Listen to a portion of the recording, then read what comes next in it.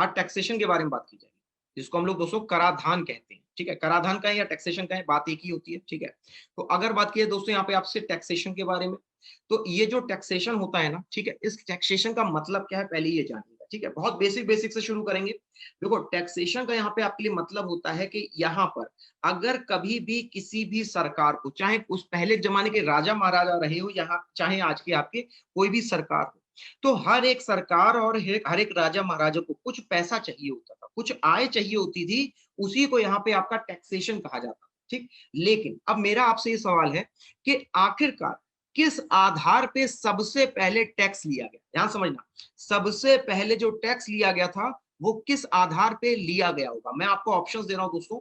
Number 1 option है आपके लिए कृषि के आधार पे सबसे पहला टैक्स लगा। दूसरा ऑप्शन है आपके लिए युद्ध के आधार पे सबसे पहला टैक्स लगा।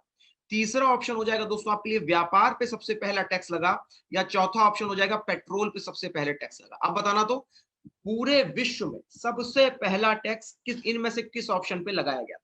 हाँ जी, चलिए आप सारे लोग लगभग जुड़ चुके हैं, जरा सब लोग एक साथ जवाब देंगे, है ना? चलो भाई ठीक है, पहले अपने आप से क्वेश्चन को चूज कर लो, देखें कितने लोग हैं जो आंसर के बराबर में पहुंच पाएंगे। डेमोक्रेसी डेमोक्रेसी कहां से आ गई? गुड मॉर्निंग वंदना। व्यापार सबसे पहला टैक्स पेट्रोल पे कैसे लग जाएगा जी? वो तो मैंने सिर्फ ऑप्शन में रखा था आपके लिए, ठीक है, समझो, मैंने यहाँ पे सिर्फ आपके लिए ऑप्शन में रखा हुआ था। लेकिन अगर बात की जाए आपसे, तो यहाँ पर हमेशा याद रखना, पूरे विश्व में जो सबसे पहला टैक्स की शुरुआत हुई थी वो हुई थी युद्ध से। जब भी यहाँ पे राजा महाराजाओं को, आपको अगर मान लीजिए किसी भी युद्ध को लड़ना होता तो उनके पास पैसा नहीं होता था, तो उसी पैसे को वसूलने के लिए यहाँ पे टैक्सेशन नामक व्यवस्था को शुरू किया गया। ठीक है, उम्मीद करता हूं क्लियर हो गया होगा। अब आगे बढ़ते हैं दोस्तों, अब आपके टैक्सेशन की तरफ। सबको अपना जवाब मिल गया? ठीक है, चेक कर लेना। राइट आंसर यहाँ पे आपके लिए क्या हो जाएगा?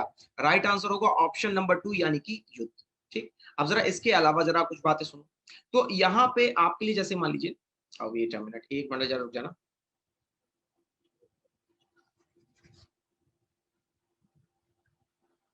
ठीक है, आप ठीक है, हाँ चलिए। अब अगर बात करें दोस्तों, यहाँ पे हम लोग आपसे सबसे पहले टैक्सेशन के बारे में, ठीक, तो जरा ध्यान से सुनिए दोस्तों। कुछ देश जो है आपके, देश जो है आपके जो टैक्स लगाते हैं, ठीक है, तो उन्हें तो हम लोग कहेंगे टैक्स कंट्रीज। क्या कहेंगे हम लोग? आपको टैक्स कंट्रीज कहते हैं। ऐसे देश जहां पे टैक्स लगाया जाता है वो है टैक्स कंट्रीज। ठीक, लेकिन अगर बात की जाए तो ऐसी भी कई आपकी कंट्रीज है दोस्तों जहां पर कोई टैक्स नहीं लगाया जाता, नो टैक्स। नो टैक्स कह दो या जीरो टैक्स कह दो, या बिल्कुल ही न्यूनतम टैक्स कह दो, तो ये तीनों बातें लगभग एक ही सी हैं। अगर आपसे कोई केवल 1% टैक्स ले रहा है तो भी उसका क्या मतलब? ठीक है, तो नो टैक्स हो, जीरो टैक्स हो या मिनिमम टैक्स हो दोस्तों, यहाँ पे अगर कोई भी देश आपके लिए लागू करता है तो उसको हम लोग यहाँ पे आपका टैक्स हेवन कंट्रीज के नाम से जानते हैं। Tax haven countries. अच्छा, अब जरा मुझे बताना कि यहाँ पे एक टैक्स हेवन कंट्री का एक उपयोग क्यों आखिरकार वो यहाँ पे कोई भी टैक्स नहीं लगा रही, जबकि टैक्स लगाने से ही तो फायदा होता है। लेकिन वो मना कर देगी, वो कहेगी हमें नहीं लगाना, हमें टैक्स लगाना ही नहीं है। तो मुझे बताओ, अगर टैक्स नहीं लगेगा तो आय कैसे बढ़ रही है? फटाफट कमेंट बॉक्स में जवाब दीजिएगा कि मैंने आपसे कहा कि अगर यहाँ पे हिंदी में भी अभी लिख देंगे, कोई परेशान ना होना, ठीक है।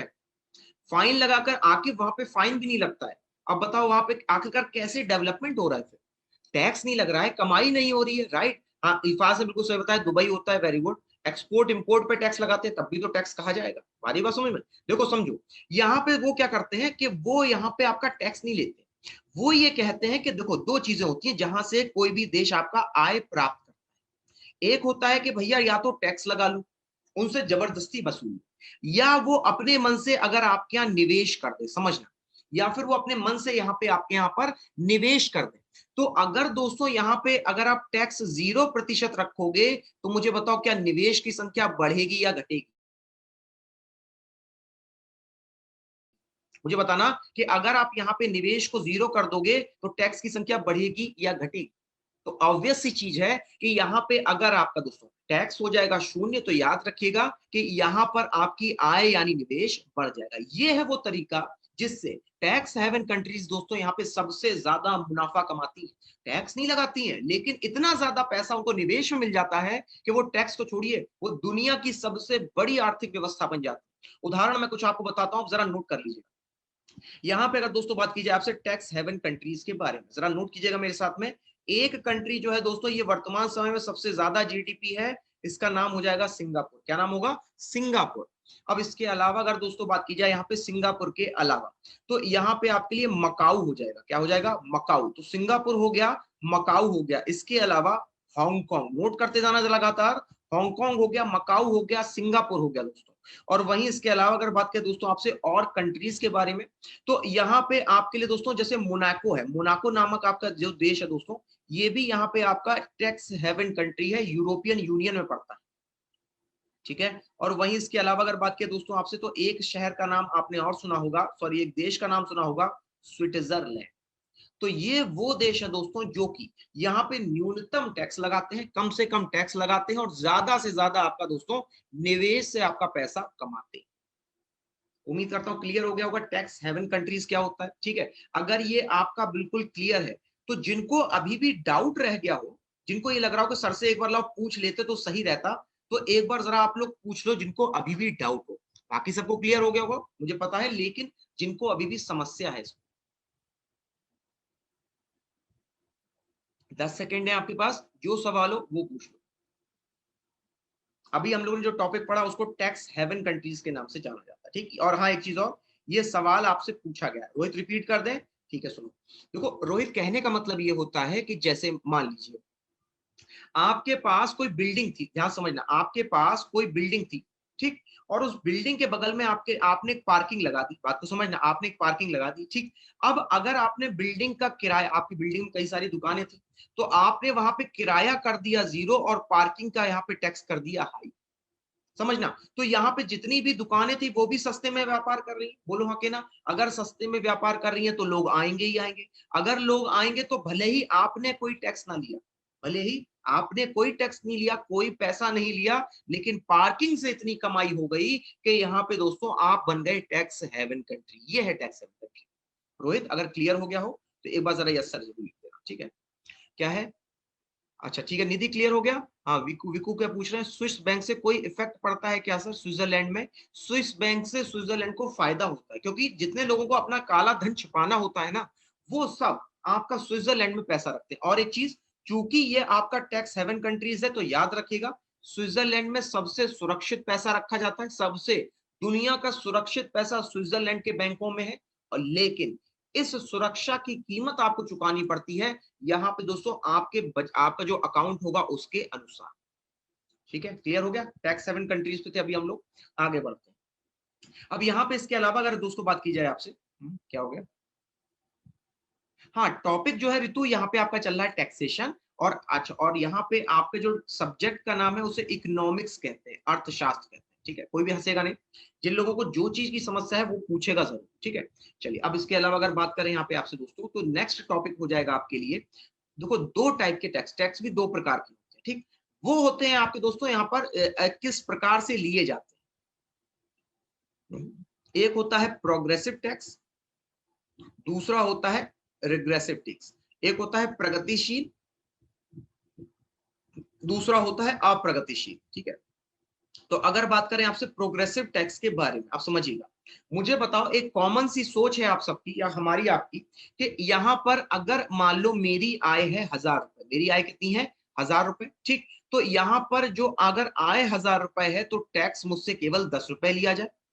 ठीक है। लेकिन अगर मेरी आय हो गई 10,000 रुपए, तो अब बताना टैक्स कितना लिया जाएगा, देखें तो कितने लोग सही जवाब देंगे। अगर मेरी आय 1000 रुपए थी तो मुझ पे 10 रुपए टैक्स लगा, अब मेरी आय हो गई 10,000, तो कितना टैक्स लगेगा? ठीक है, शाबाश, बहुत अच्छे। ठीक है, तो यहाँ पे आपके ऊपर कितना टैक्स लगेगा बोलो तो? टैक्स लग जाएगा आप पे 100 रुपया। ठीक, अब जरा ध्यान से देखो कि जैसे जैसे यहाँ पे आपकी आय बढ़ रही है, जैसे जैसे यहाँ पे आपकी आय बढ़ रही है, वैसे ही वैसे यहाँ पे टैक्स की आपकी दर भी बढ़ रही है। तो इसी को कहा जाता है दोस्तों आपका प्रोग्रेसिव टैक्स। मतलब आय इज या फिर इनकम आपकी ये डायरेक्टली प्रोपोर्शनल होती है टैक्स रेट की। ठीक, तो मतलब गरीबों से कम टैक्स लिया जाएगा, अमीरों से ज्यादा टैक्स लिया जाएगा। इसका दोस्तों बड़ा ही खूबसूरत सा उदाहरण है आपके लिए जीएसटी। बड़ा ही खूबसूरत सा उदाहरण है जीएसटी। जीएसटी जो है आपका, ये गरीबों से कम लिया जाता है क्योंकि सामान कम खरीदते हैं, अमीरों से ज्यादा लिया जाता है क्योंकि वो सबसे महंगा सामान है। ठीक है, क्लियर हो गया होगा। अभी भी अगर समस्या हो तो एक बार पूछना जरूर। ठीक है, आगे बढ़ना है। अब नेक्स्ट है दोस्तों यहाँ पे आपके लिए रिग्रेसिव टैक्स। अब रिग्रेसिव टैक्स का क्या मतलब है तो समझो, यहाँ पे ये एग्जाम्पल हो गया आपके लिए प्रोग्रेसिव टैक्स का। रिग्रेसिव टैक्स का क्या मतलब हुआ? वही दो चीजें हैं दोस्तों, एक है आय आपके लिए, दूसरा है आपके लिए टैक्स की दर। ठीक है, टैक्स के रेट या टैक्स की दर। क्या हो गया? But sir GST is not a smart tax. GST is a smart tax, लेकिन अगर देखो तो वो आपकी आय के आधार पर बेस करता है विक्रांत। ठीक है, चलो अब इसके अलावा बात करेंगे आपसे। अब मान आई थी 10,000। ठीक, जब आपकी 10,000 रुपए आई थी दोस्तों, तब यहाँ पे आपसे टैक्स लिया जाता था 10 रुपए। ध्यान समझना पहले सवाल को। 10,000 आपकी आय थी, टैक्स की दर थी 10 रुपए। अब अगर दोस्तों यहाँ पे आपकी आय हो गई 1,00,000 रुपए, समझना आपकी आय हो गई 1,00,000 रुपए, तब भी आपसे टैक्स लिया जा रहा है 10 रुपए। तब भी आपसे टैक्स लिया जा रहा है 10 रुपए। तो जरा मुझे बताना निधि, अगर अभी भी हिंदी में ना क्लियर हो तो पूछना जरूर। ठीक है, क्योंकि मैंने अपने हिसाब से तो हिंदी में लिखा हुआ है। ठीक है, लेकिन अगर अभी भी आपको परेशानी हो, समस्या हो, तो यहाँ पे मुझसे एक बार बता जरूर। ठीक है, तो अब जरा समझो कि आपकी जैसे जैसे आय बढ़ी, वैसे वैसे आपके ऊपर टैक्स दर नहीं बढ़ी। ऐसा होता है क्या? कोई मुझे बताएगा क्या ऐसा कोई टैक्स है जो यहाँ पे जैसे जैसे आय बढ़ेगी, वैसे वैसे वहां पे वो आपका कम होता जाएगा या बढ़ेगा नहीं? ऐसा कोई टैक्स होता है क्या? हम्म, कौन बताएगा ऐसा कोई टैक्स है? अप्रगतिशील, प्रेमनाथ, अप्रगतिशील कहते हैं उसको। ठीक है। हम्म, ऐसा कोई टैक्स है? Toll tax. टोल टैक्स अगर देखा जाए तो ये आदमी जितनी दूरी तय करेगा उतना लगेगा। तो टोल टैक्स तो यहाँ पे आपका हो जाएगा इसमें प्रोग्रेसिव। और कोई, और कोई टैक्स जो आपका यहाँ पे लगाया जाता है, जो कि एक रिग्रेसिव टैक्स के अंतर्गत आता है? तो यहाँ पे आपके लिए अचल संपत्ति पे, तो संपत्ति के अनुसार लग रहा है। हाँ, रोहित ने सही जवाब बताया। यहाँ पे आपके लिए उदाहरण हो जाएगा इनकम टैक्स का। इसका हो जाएगा इनकम टैक्स का उदाहरण हो जाएगा। जैसे देखो, अगर इनकम टैक्स की बात की जाए तो मुझे बताओ, अगर आपकी आय 10 लाख से ऊपर है, 20 लाख है, या फिर आपकी 10 लाख के ऊपर है, ठीक, तब तक तो आपको टैक्स जो है बढ़ता जाएगा। ठीक, अब मान लो आपकी आय 1 करोड़ है। ध्यान समझना, आपकी आय 1 करोड़ है, लेकिन वो आय बिजनेस से आ रही है। बात को समझना, वो आय आपकी बिजनेस से आ रही है, वो इनकम नहीं मानी जाती, वो बिजनेस टैक्स में आता है, क्योंकि वो प्रॉफिट है आपका। आपने उसे इनकम के तौर पे तो खर्च किया भी नहीं। तो ये जो अलग से लगा आपका, तो यहाँ पे बिजनेस टैक्स तो लगेगा, कॉर्पोरेट टैक्स तो लगेगा, लेकिन यहाँ पे कोई भी इनकम टैक्स नहीं लगता है। इसीलिए इनकम टैक्स को यहाँ पे हम लोग रिग्रेसिव टैक्स के नाम से जानते हैं। इतनी गुण गाथा अगर ना समझ में आई हो तो एक बार फिर से पूछो।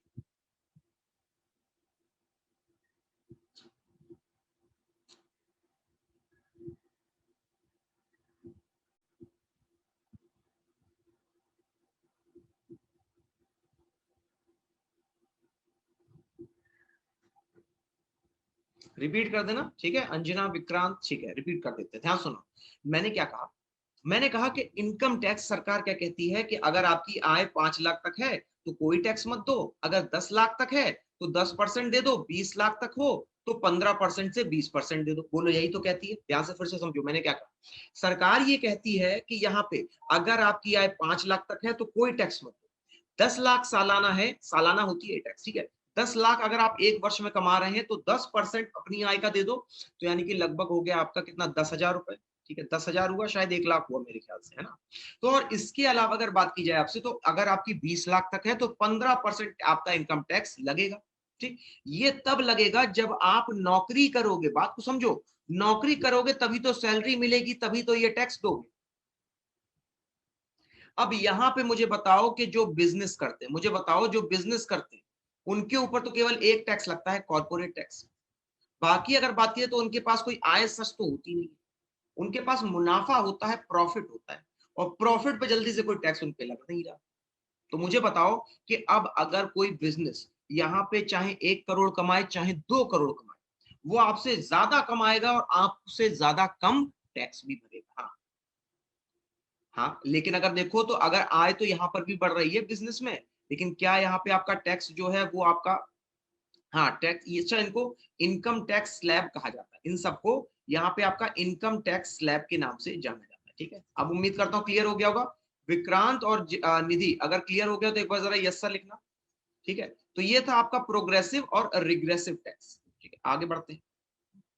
ठीक है, चलो आगे बढ़ते हैं, अगला टॉपिक लेते हैं, एक और टॉपिक लेते हैं यहाँ पे। हाँ आकिब, श्योर श्योर। अच्छा एक चीज और मैं सुझाव ये दूंगा, क्या हो गया हुक्का, अब क्या दिक्कत आ गई वीडियो सेटिंग में, क्या दिक्कत आ गई? मैं आपकी वीडियो सेटिंग को नहीं ओपन कर सकता, ठीक है ना, ये आप खुद ही करते हो उस चीज को। तो यहाँ पे अगर बात की जाए आपसे टैक्स के बारे में, जरा ध्यान से सुनिएगा। टैक्स को हम लोग दोस्तों दो आधारों में डिवाइड करते हैं। एक होता है आपकी दोस्तों डायरेक्ट टैक्स, इसको हम लोग, अच्छा एक बार जरा सर एक बार जरा ये हुक्का हरी कह रहे हैं का वीडियो सेटिंग इनकी ओपन कर रहे हैं, एक बार जरा चेक कर लीजिएगा प्लीज। ओके ओके ठीक है ठीक है, अभी चेक कर लेंगे, आपका मैसेज अभी मुझे मिला है ना, ठीक है, तो अभी वो चेक कर लेंगे आपका। ठीक है, तो यहाँ पे आपके लिए एक होता है प्रत्यक्ष कर, ठीक है, वैसे दिक्कत क्या आ गई हुक्काहरी, और दूसरा होता है आपके लिए इनडायरेक्ट टैक्स। ठीक है, दूसरा क्या होता है आपके लिए इनडायरेक्ट टैक्स, जिसको हम लोग अप्रत्यक्ष कर के नाम से जानते हैं। तो जरा समझना कि यहाँ पे जो प्रत्यक्ष कर है और अप्रत्यक्ष कर, ठीक है, दोनों में जमीन आसमान का अंतर होता है दोस्तों। ठीक है, ओके ओके सर एक बार जरा सबका देख लीजिएगा, यहाँ पे सबको अपने कैमरास ओपन करने, तो उसके लिए उनको परमिशन मांग रहा होगा अभी, है ना, ठीक है रोहित। चलो तो एक बार सर अभी आपका देख लेंगे, ठीक है, हो सकता है अभी आपका कर भी दे वो आपका यहाँ पे। ठीक है, तो यहाँ पे आप जरा समझिएगा ये जो प्रत्यक्ष कर और अप्रत्यक्ष कर होता है, इसका मतलब क्या है। देखो प्रत्यक्ष कर का मतलब है, मान लो कोई व्यक्ति है, ठीक, यहाँ पे पहले हम लोग देख रहे हैं आपका प्रत्यक्ष कर के बारे में, मान लो कोई भी व्यक्ति है, ठीक।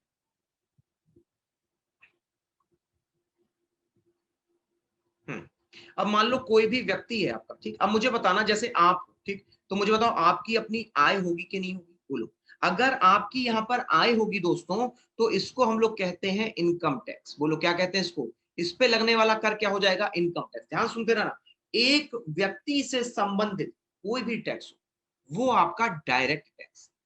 ठीक, तो यहाँ पे हम लोग बात किसके बारे में कर रहे हैं, बात कर रहे हैं हम लोग यहाँ पे आपसे डायरेक्ट टैक्स के बारे में। ठीक है, अब इसी तरह अगर बात करें दोस्तों, तो यहाँ पे मुझे बताओ एक व्यक्ति का और क्या क्या हो सकता है, कमेंट बॉक्स में बताना। एक व्यक्ति के लिए यहाँ पे और क्या क्या चीजें हो सकती है, क्विकली बताइएगा।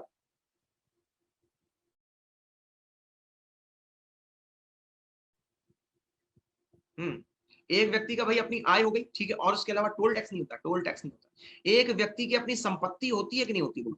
एक व्यक्ति की अपनी संपत्ति भी होती है कि नहीं है। तो अगर व्यक्ति की संपत्ति है दोस्तों, तो इस पे लगने वाला टैक्स बन जाएगा प्रॉपर्टी टैक्स। इस पे लगने वाला टैक्स क्या हो जाएगा, प्रॉपर्टी टैक्स।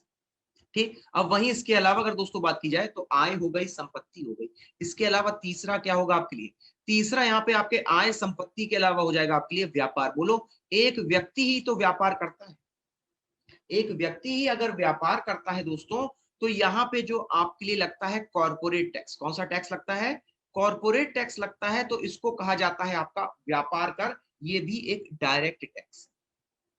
ठीक है, अब इसी व्यक्ति की दोस्तों, अगर इसी व्यक्ति की अब हो जाए मृत्यु, समझना, अगर इसी व्यक्ति की हो जाए मृत्यु, तो यहाँ पर जो डेथ ड्यूटी दी जाती है, यहाँ पर जो डेथ ड्यूटी दी जाती, नहीं भारत में जीरो है आपका, यहाँ पे जो डेथ ड्यूटी दी जाती है, ये भी एक प्रकार का आपका प्रत्यक्ष कर है। ब्लैक मनी पे कोई टैक्स नहीं लगता शैलेन, तो कोई फायदा नहीं उसका कहने का। ठीक है, चलिए, अब यहाँ पे जो भी आपको सवाल पूछना हो इस डायरेक्ट टैक्स से जुड़ा हुआ, एक बार वो पूछ लो। डायरेक्ट टैक्स से जुड़ा हुआ जो भी प्रश्न हो, जो भी सवाल हो आपका, वो पूछ लो। ये अभी हमने पढ़ा आपका प्रत्यक्ष कर के बारे में, प्रत्यक्ष कर यानी डायरेक्ट टैक्स के बारे में। ठीक, अब इससे जुड़ा हुआ जो भी सवाल हो, डेथ ड्यूटी बताते तो समझो, डेथ ड्यूटी यानी से मृत्यु कर कहा जाता है।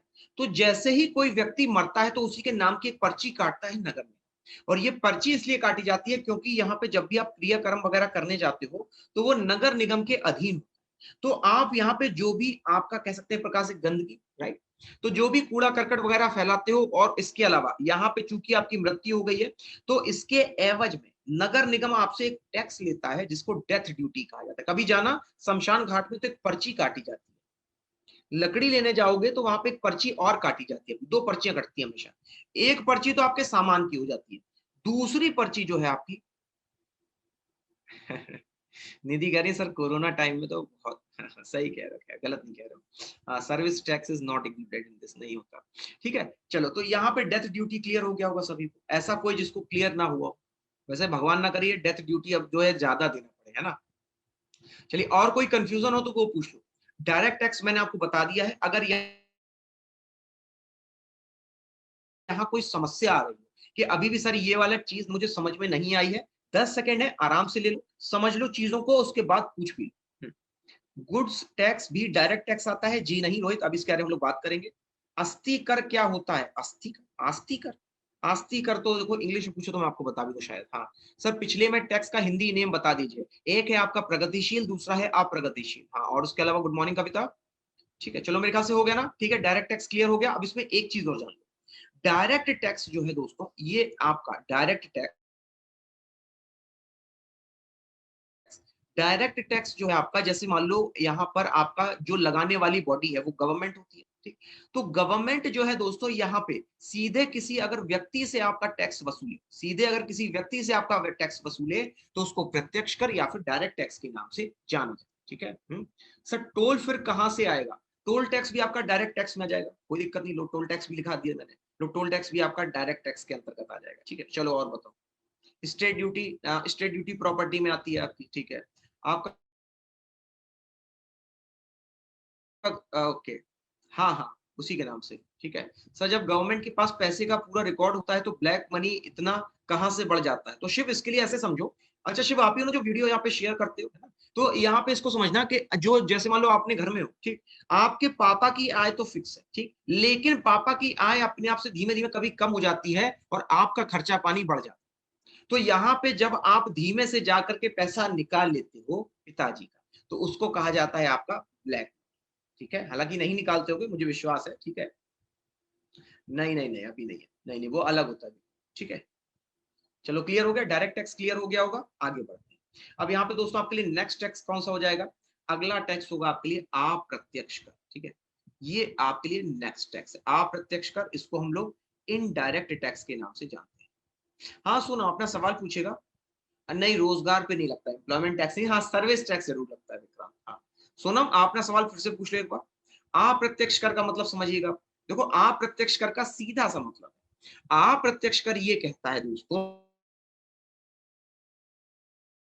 कि यहाँ पर अगर मान लो सरकार, ठीक, अब सरकार है, सरकार जो है दोस्तों यहाँ पे कर लगाती है व्यापारी पे, पैसा लगाती है व्यापारी पे, लेकिन चुकाती है जनता। समझिएगा, लेकिन चुकाती है आपकी दोस्तों जनता। ना ना, मैंने पूछा, मैंने कहा आप वही हो क्या? ठीक है, कोई प्रॉब्लम नहीं है। ठीक है, देखो अच्छा एक चीज और, जितने लोग अगर खुद के बनाए हुए वीडियो शेयर करना चाहते हैं, खुद के बनाए हुए, ये याद रखना, अगर तुम लोग खुद के बनाए हुए वीडियोस को शेयर करोगे। अच्छा अच्छा, हाँ हाँ सोनम, शशांक सर के नाम से ही है मेरा। ठीक है, बाकी सबसे पूछ रहे हैं, बता देंगे आपको। हाँ, एक बार जरा एक बार जरा इनका वीडियो एक बार आप कर दीजिएगा। एक मिनट को मैं देख लेता हूँ। Wait a minute, wait a minute, ठीक है, बस एक बार कर ही दे रहे हैं। ठीक है, एंड नेक्स्ट टाइम से आप लोग थोड़ा ध्यान रखिएगा।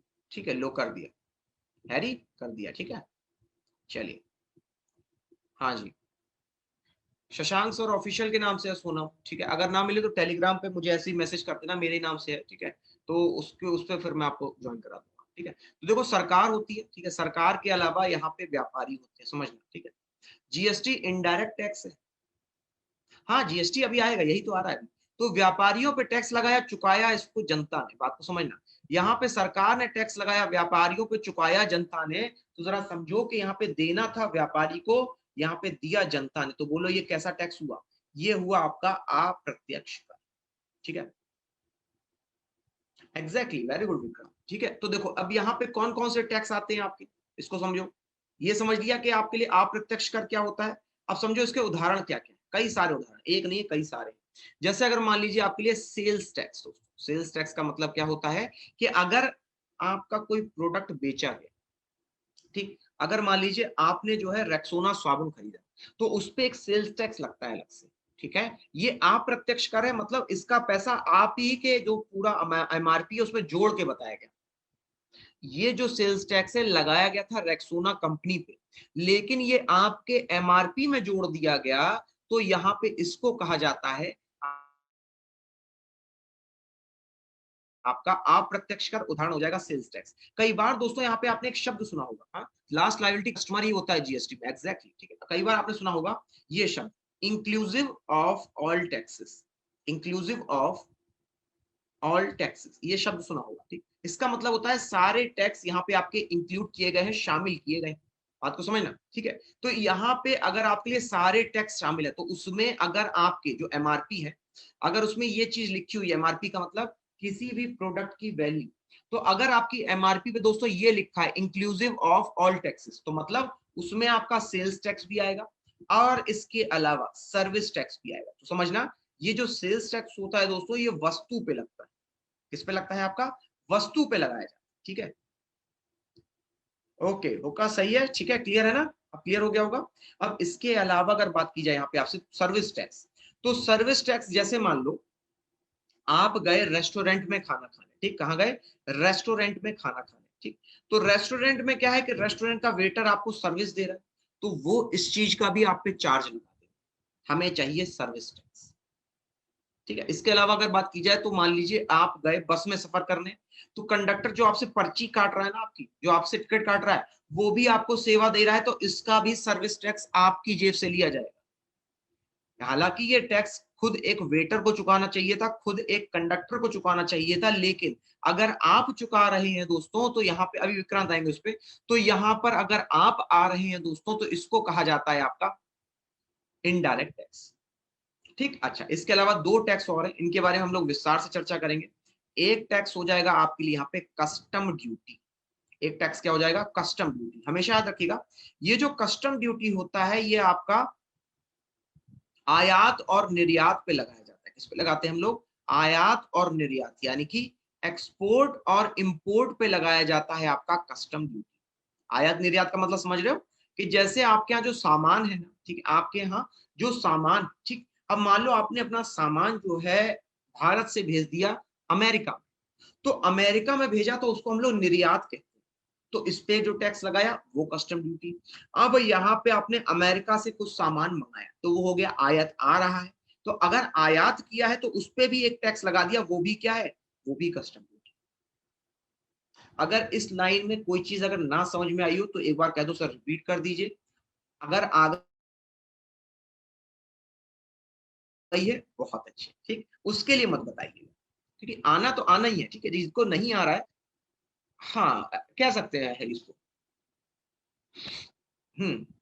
सबको क्लियर है? 10 सेकंड है, आराम से ले लो, सोच लो, कि जो शब्द ना समझ में आओ उसको यहाँ पे मुझे कमेंट बॉक्स में लिख दो, मैं आपको बता दूंगा। सिंपल सी चीज है, लगातार बस कम्युनिकेशन करते रहो। हाँ, मनोरंजन tax, entertainment tax direct tax है आपका, Premnath, very good. How much export duty? Depend करता है, 40% तक लगती है। वीडियो बफर कर रहा है, तो अब अभय इसको जो है एक बार रिफ्रेश कर लो आप। दुकानदार वाला टैक्स बता दें, वो जीएसटी होता है। नियर 200 सुना है सर? नहीं नहीं, नियर 200 तो आपका यहाँ पे कुछ ही देशों में, अधिकतर जगह पे 40% लगता है मैक्सिमम, ठीक है। 200% कहाँ से दे लोगे बाबा? हाँ, ज्योति, ओके, ठीक है, ठीक है, अब क्लियर है, चलो ठीक है। बाकी सबके सारे सवाल हो गए? सारे सवाल क्लियर हो गए? अभी भी कोई रह गया हो तो पूछ लो अभी। ऐसा नहीं है कि मैं नहीं बताऊंगा, मैं अभी भी फिर से बताऊंगा, ठीक है।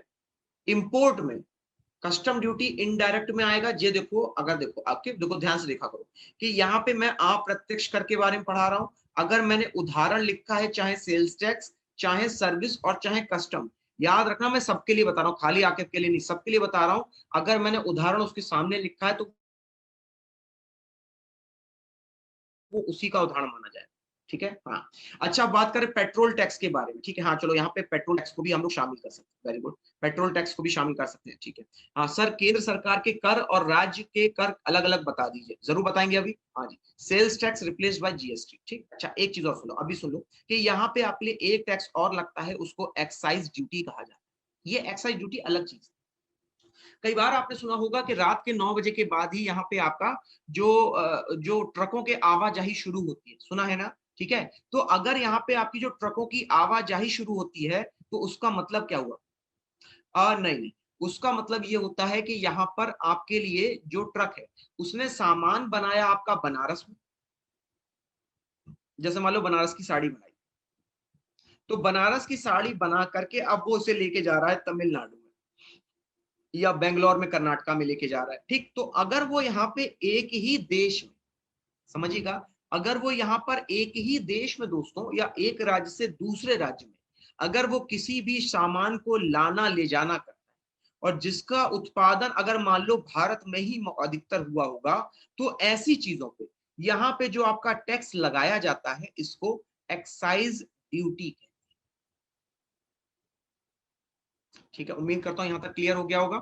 चलिए अब जरा समझिएगा, अभी जीएसटी पे आएंगे हम लोग, अभी आएंगे, पूरा डिस्कशन होगा जीएसटी पे। ठीक है, चलो अब बात करें आपसे सबसे पहले कस्टम के बारे में। तो समझना, मैं एक मैप बना रहा हूँ, ठीक है, उस मैप से यहाँ पे आपको एक एक चीज क्लियर हो जाएगी। सीमा शुल्क भी इसी में आ जाएगा। शैलेंद्र ध्यान से देखिएगा, यहाँ पे मान लीजिए आपके लिए मैं तीन, आपके लिए वो बना रहा हूँ एक तरीके से, ये तीन राज्यों के मैप है। ठीक है, राज्य कह लो, जगह कह लो, तीन जगहों के मैप है। ठीक, पूरी बात सुन ली थी ना मेरी। अब मैं देखो मैप बनाने जा रहा हूँ, अब इससे बताना। एक्साइज ड्यूटी अभी क्लियर हो जाएगा, आलोक जरा एक बार फिर से देखो। ठीक है, तो ये मान लो ये है आपके लिए उत्तर प्रदेश, ये यूपी है, यूपी है, ये आपका हो जाएगा यहाँ पर तमिलनाडु, ये हो जाएगा तमिलनाडु, और ये हो जाएगा आपके लिए श्रीलंका का मैप। ठीक, अब देखो यहाँ पे यूपी के कानपुर से, समझिएगा, यूपी के कानपुर से सामान बन के गया आपका बरेली पे। तो यूपी के कानपुर में आपके लेदर की चप्पलें बनी और वो पहुंची बरेली में। ठीक है, वो पहुंची कहां पर, आपकी बरेली में। हम्म, वो प्रॉपर्टी टैक्स में ही आएगा आपका। ठीक है, तो यहाँ पे अगर बात की जाए, तो अगर बरेली में पहुंचा तो यहाँ पे अब जरा बताना आप लोग, इनमें से कौन सा टैक्स लगेगा, इनमें से, हाँ देश है आपका, राज्य नहीं है। ठीक है, तो इनमें से जरा बताना कौन सा टैक्स लगेगा यहाँ पे, ई से एक्साइज टैक्स लगेगा या सी से कस्टम ड्यूटी लगेगा, बताना तो जरा, देखें कितने लोग सही बताते हैं। मैंने कहा कि कानपुर से बरेली में एक ही राज्य में आपका जो है सामान पहुंचा। ठीक, तो अगर एक ही राज्य में अगर वो सामान आपका गया था, तो इस पे कौन सा टैक्स लगेगा, एक्साइज ड्यूटी लगेगा या कस्टम, नहीं लगता है, ऐसा नहीं लगता है। ठीक है,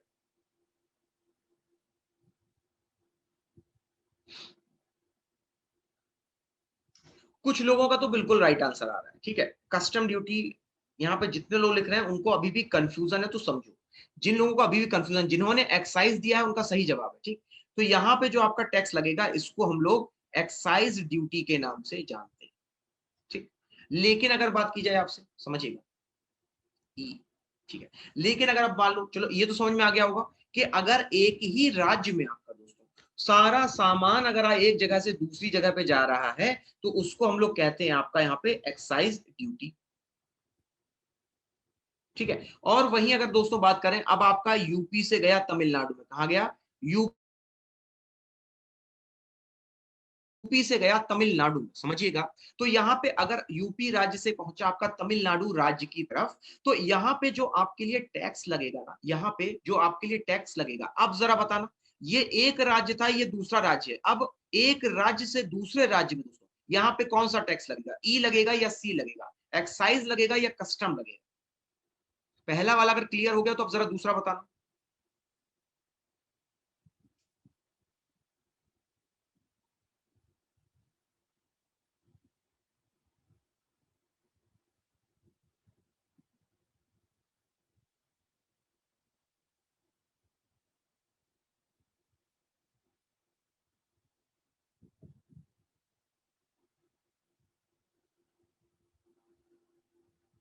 कस्टम को कस्टम ही कहा जाता है, एक्साइज को खाली हम लोग सीमा शुल्क कह देते हैं।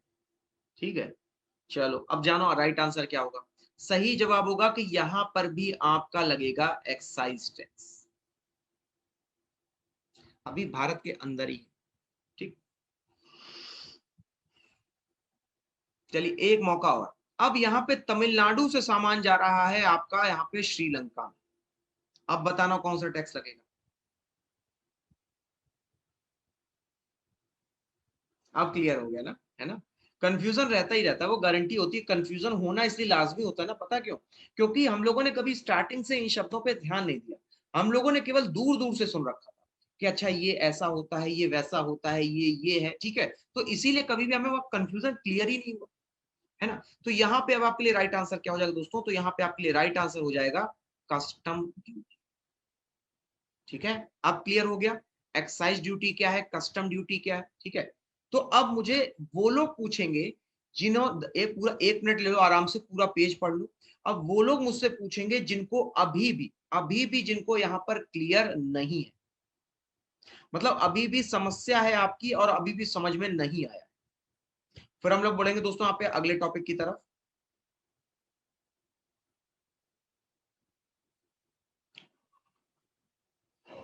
क्या हो गया सर? जब हर कंट्री से एक कंट्री से दूसरे कंट्री में, तब एक्साइज कैसे लगेगा? एक्साइज किसने कहा है बाबा? कस्टम कहा है मैंने। देखो कस्टम लग रहा है, ये भारत से श्रीलंका में जा रहा है। ठीक है रेखा? हाँ। सर्विस टैक्स इज मैंडेटरी, जी हाँ, जीएसटी के अंतर्गत सर्विस टैक्स आपसे लिया जाता है। एक्साइज ड्यूटी को हिंदी में क्या कहते हैं? सीमा शुल्क कहते हैं हम लोग वालों। सर ये टैक्स कहाँ जाता है? ये सरकार की आय में जाता है, जिसको हम लोग यहाँ पे आपका रेवेन्यू एक्सपेंडिचर कहते हैं।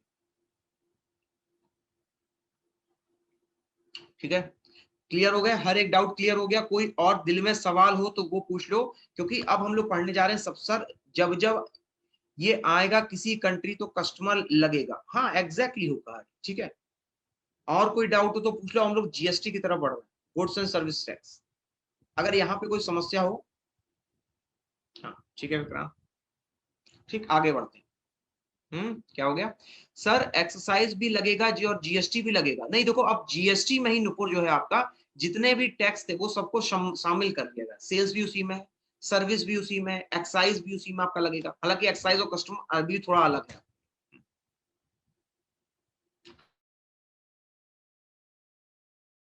हाँ इंपोर्ट और एक्सपोर्ट दोनों। ठीक, चलिए आगे बढ़ते हैं।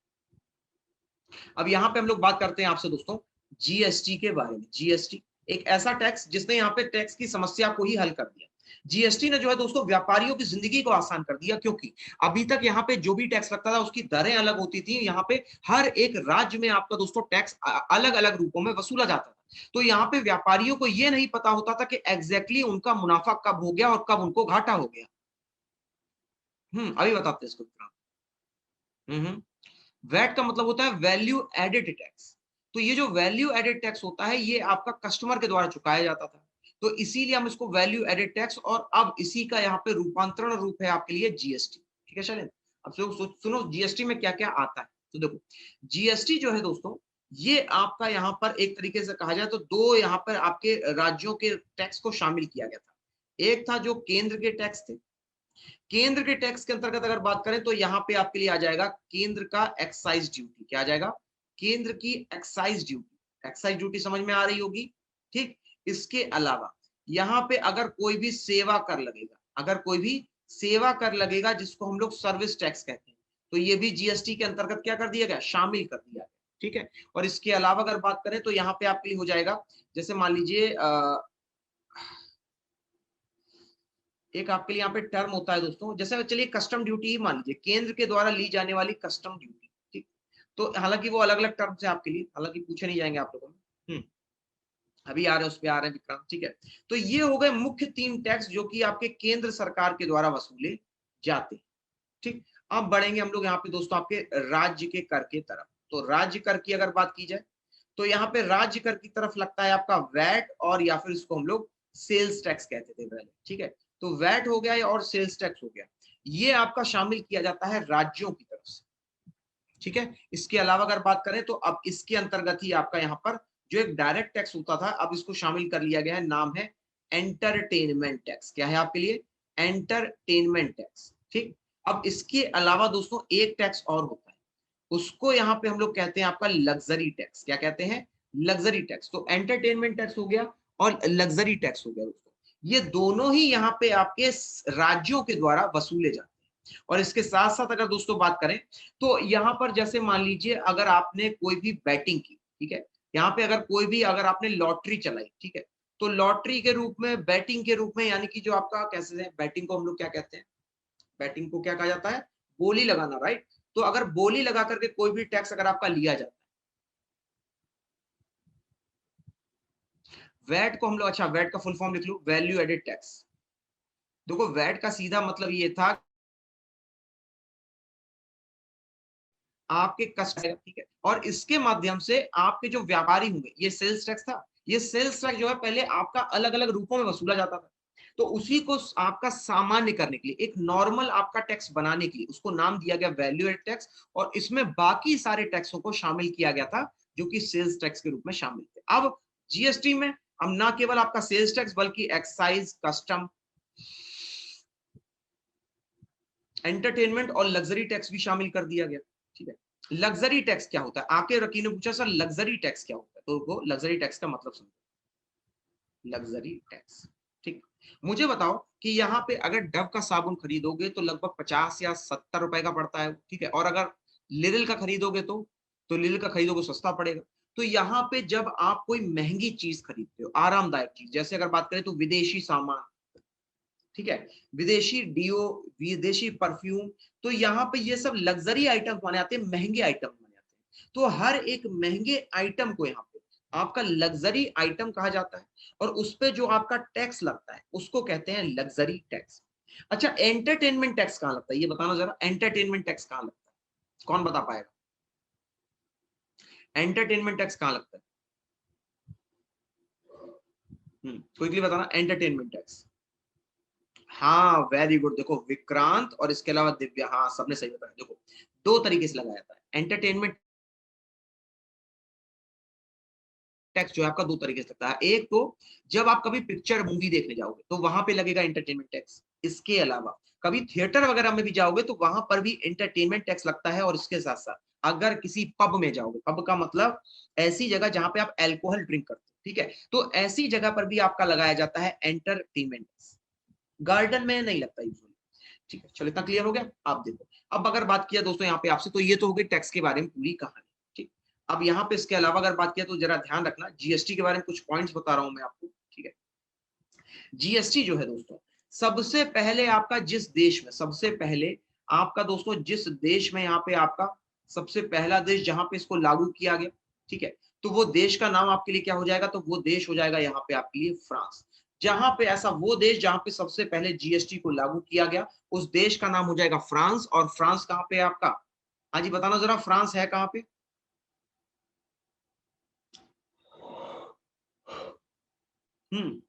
फ्रांस आपका है कहाँ पे?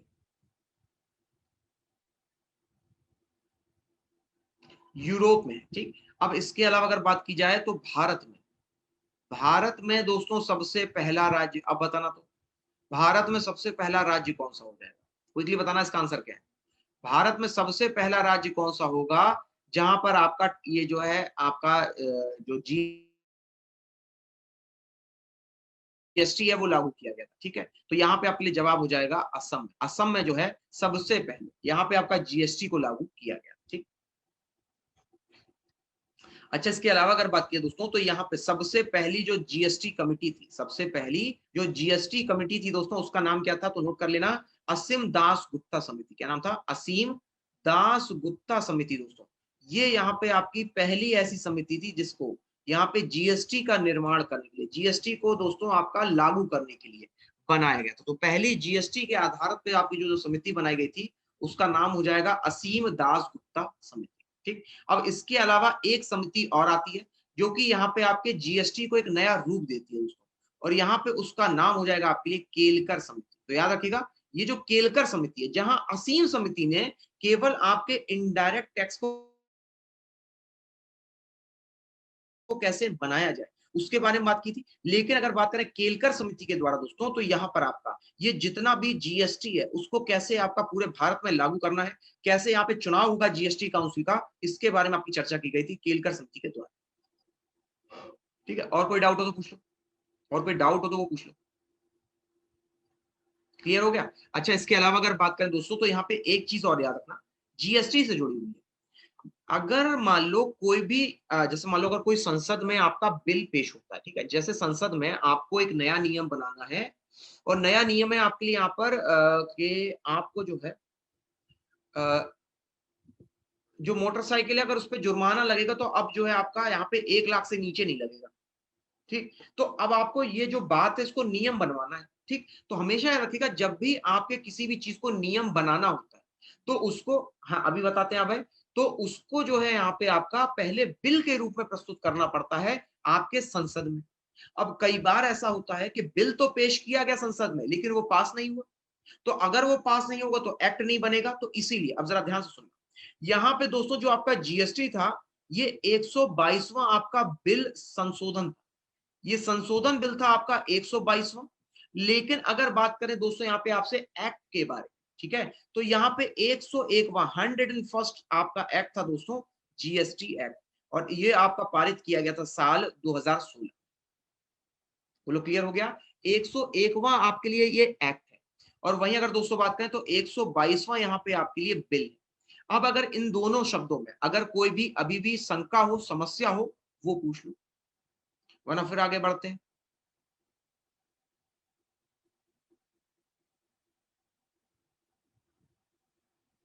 यामिनी क्लियर हो गया?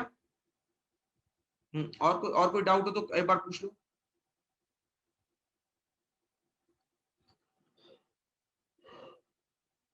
जो चीज ना समझ, देखो समझो, यहाँ पे मेरे खाली बताने से कुछ नहीं होगा, ठीक है? एक बार फिर से ना, ठीक है? 2017 में क्या हुआ था, देखो मैंने कहा नहीं कहा, मैंने देखो बताया कि 2000, अब देखो इसी के आगे की कहानी थी। 2017 में ये पूरे भारत में लागू हुआ। अब उसी में कहानी जुड़ेगी कि पहला राज्य बना था असम। लेकिन अगर बात करें यहाँ पे आपसे, हाँ, लेकिन अगर आपसे बात करें पहले देश के बारे में तो हो जाएगा फ्रांस। ठीक है, चलो और कोई डाउट हो वो पूछ लो। एक बार फिर से अगर समझाना हो तो ध्यान सुन लेना। जीएसटी में क्या था आपका कि यहाँ पे 1800 में आपका, ठीक है, 1800 में जो है आपका फ्रांस में इसको सबसे पहले लागू किया गया था। ठीक है, अब वहीं इसके अलावा अगर बात किया दोस्तों यहाँ पे आपसे 2016 डेट बता दीजिए। 2016 में जो आपका ये जीएसटी आपका पारित किया गया था, तो ये आपका 8 सितंबर को किया गया था। कब किया गया था? 8 सितंबर 2016। अच्छा ठीक है, संशोधन का मतलब, ठीक है, अब जरूर ध्यान सुनो, दो चीजों में कंफ्यूजन है। जीएसटी क्या है और संशोधन क्या है? ठीक, अब देखो समझो, जीएसटी का मतलब क्या है कि यहाँ पर जो भी आपसे इससे पहले टैक्स लिया जाता था अलग अलग माध्यमों से, मान लो कुछ यहाँ पे राज्य थे वो सर्विस टैक्स बढ़ा रहे थे, कुछ राज्य थे तो आपके जो यहाँ पे आपका आपका जो है सेल्स टैक्स बढ़ाते थे। तो ऐसी बताते, ऐसी समस्या को पार करने के लिए यहाँ पे लगाएगा जीएसटी टैक्स, जो कि यहाँ पे आपका कंबाइंड टैक्स माना गया हर एक ग्रुप। ठीक, अब यहाँ पे अगर बात किया तो बिल और आपका एक्ट में अंतर क्या है? अगर मान लो आपको अपनी कोई बात मनवानी है अपने घर, ठीक, आपको कहना है कि मम्मी कल से यहाँ पे सब लोग जो है सुबह उठेंगे 5 बजे। ठीक, तो यहाँ पे जब आप मम्मी के पास ये बात लेके गए तो मम्मी ने कहा ठीक है हम लोग सबसे बात करेंगे। तो जब आपने सबसे बात की ना तो उस समय आपकी बात को कहा गया बिल, क्योंकि अभी वो नियम नहीं बना। फिर जब सब लोगों ने अपनी सहमति दे दी कि ठीक है भाई अब सब लोग 5 बजे उठेंगे, ठीक है हुक्का, तो यहाँ पे जब सब लोग 5 बजे उठने के लिए तैयार हो गए तब वो बन गया एक्ट। तो यही मैं कह रहा हूं कि जब आप अपनी बात को लेके गए थे तब यहाँ पे आपका जीएसटी का एक्ट हो जाएगा आपका 122वां। और यहाँ पे जब वो आपका नियम बन गया, एक आपका दोस्तों रूल बन गया, तो उसको यहाँ पे आपका पारित किया गया था 101वें संवैधानिक संशोधन के। ठीक है, अभी भी कोई डाउट हो तो चलिए अब यहाँ पे एक सवाल कर लीजिएगा, एक सवाल कीजिएगा। चलिए पहले इस सवाल को सॉल्व कीजिएगा। यहाँ पे कौन सा टैक्स है, यहाँ पे कौन सा टैक्स है दोस्तों जो कि आपका यहाँ पर हर एक स्टेज पे लगाया जाता है?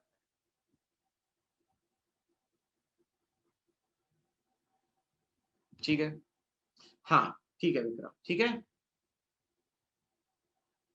हम्म, चलो इसका आंसर बताना फटाफट फटाफट, और बिना चीटिंग के बताना। मुझे लग रहा है कई लोगों ने यहाँ चीटिंग कर ली है। हल्का सी सावधानी हटी दुर्घटना घटी, ये होता ही होता है। अगर एक बार जो है अगर आंसर ने झलक दिखा दी तब तो यहाँ पे शायद ही कोई ऐसा होगा जिसका आंसर गलत, सबका सही लाइन से सही होता है जी। हम्म, यहाँ पे अगर दोस्तों बात करें तो ध्यान रखना कि इनमें से इनकम टैक्स, कस्टम ड्यूटी और नन ऑफ द के अलावा जो वैट टैक्स है ना, ठीक है, ये आपका कंबाइंड टैक्स है। पहले इसको समझ लो, ये आपका कंबाइंड टैक्स है, मतलब यहाँ पे हर एक स्टेज से आपका टैक्स को इकट्ठा किया गया और फिर उसे वैट के नाम से जाना गया। तो यहाँ पे अगर आपसे पूछा जाए कि प्रोडक्शन की हर एक स्टेज में, हर एक स्टेज का मतलब समझते हो, प्रोडक्शन के बाद आता है डिस्ट्रीब्यूशन, और डिस्ट्रीब्यूशन के बाद आता है आपके लिए रिटेल। तो यहाँ पे आपके लिए जो भी आपका साजो सामान हो, अगर वो डिस्ट्रीब्यूशन और रिटेल के अलावा प्रोडक्शन में है और उस पे अगर कोई टैक्स लगता है तो उसको हम लोग वैट के नाम से जानते हैं। ठीक है, अगर ये क्लियर ना हुआ हो तो एक बार पूछ लो। पढ़ते हैं अगले प्रश्न की तरफ। अगर ये क्लियर ना हुआ, ठीक है ना।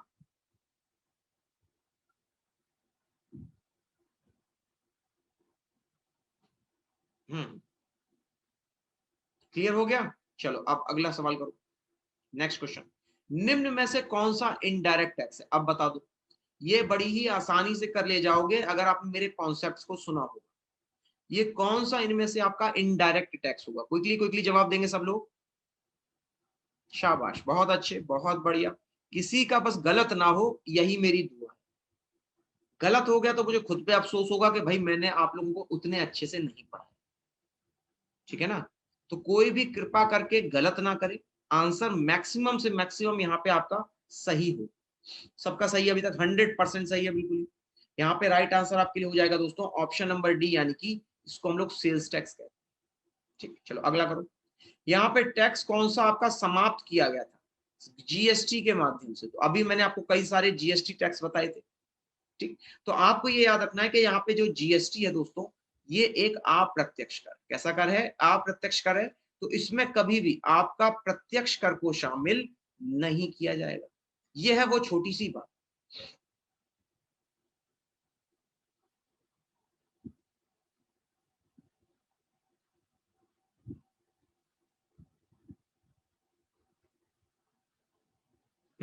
ठीक है। चलिए अगर बात करें यहाँ पे आपसे राइट ऑप्शन के बारे में, तो सही जवाब क्या हो जाएगा, ऑप्शन नंबर सी, यानी वैट। यही दोस्तों इकलौता यहाँ पे आपका अप्रत्यक्ष कर। ठीक है, चलिए चलते चलते एक और सवाल करते हैं। टाटा कंपनी के द्वारा अगर मान लो किसी सामान को मंगवाया गया, भारत में आयात करवाया गया, अपने भारत में मंगवाया गया, तो यहाँ पे दोस्तों जब विदेश से मंगवाया गया तो उस पर कौन सा टैक्स लगेगा। बड़ा ही सिंपल सरल सा सवाल पूछा है, किसी का भी गलत ना हो बस। Very good, very good. अच्छा, एनर्जी आने लग जाती है ना, अगर आपको यहाँ पे जवाब पता है तो एनर्जी पक्का आने लग जाती है। ठीक है, तो यहाँ पे अगर बात की आपसे दोस्तों आज के इस आखिरी सवाल के बारे में, तो राइट आंसर हो जाएगा आपके लिए कस्टम ड्यूटी। ठीक है, तो ये था यहाँ पे आप आज की क्लास दोस्तों। अगर अभी भी कोई डाउट हो, कोई समस्या हो, तो वो अभी पूछ लीजिए। ठीक है, अगर कोई भी डाउट रह गया हो इस क्लास में, टैक्स से जुड़ा हुआ, टैक्स के अलावा कोई बात हो। ठीक है, चलिए ठीक है दोस्तों, अब मैं लेता हूं आप लोगों से अलविदा। ठीक है, नेक्स्ट टाइम फिर से मिलेंगे। नमस्कार, थैंक यू।